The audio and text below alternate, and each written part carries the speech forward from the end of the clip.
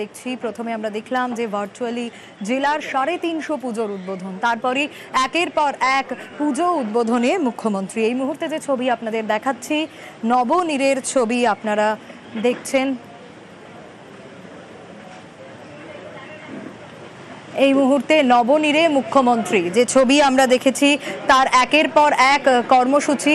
নবনীরের ছবি আপনারা দেখছেন, ফেরহাদ হাকিম রয়েছেন এবং নবনীর বৃদ্ধাশ্রম, সেখানে মুখ্যমন্ত্রী মমতা বন্দ্যোপাধ্যায় তিনি পৌঁছে গিয়েছেন। ফেরহাদ হাকিম সঙ্গে রয়েছেন, যে ছবি আপনাদের দেখাচ্ছি।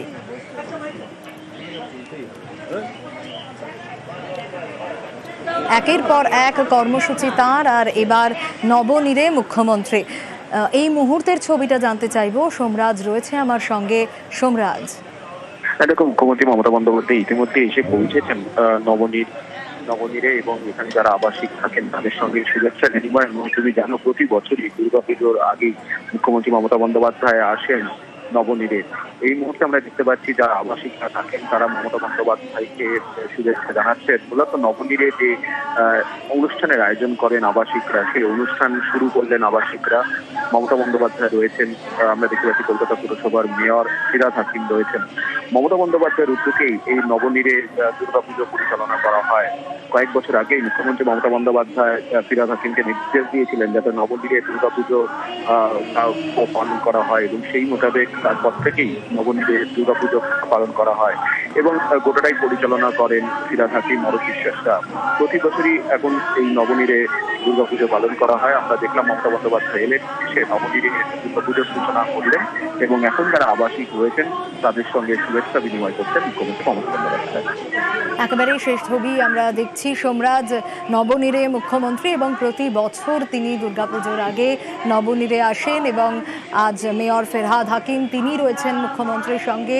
যে ছবি আমরা দেখছি, দুর্গাপুজোর সূচনা করলেন নবনীরে মুখ্যমন্ত্রী এবং তিনি আসার পরই তার হাত ধরেই দুর্গাপুজোর সূচনা হলো। এবং যে অনুষ্ঠান, নবনীরের যারা আবাসিক রয়েছেন তারাও উপস্থিত রয়েছেন এখানে। এবং এবছর প্রথম নয়, প্রতি বছর মুখ্যমন্ত্রী মমতা বন্দ্যোপাধ্যায় তিনি নবনীরে ঠিক পৌঁছে যান এই সময় দুর্গাপুজোর আগে, এবং তার হাত ধরেই সূচনা হলো নবনীরের দুর্গাপুজো।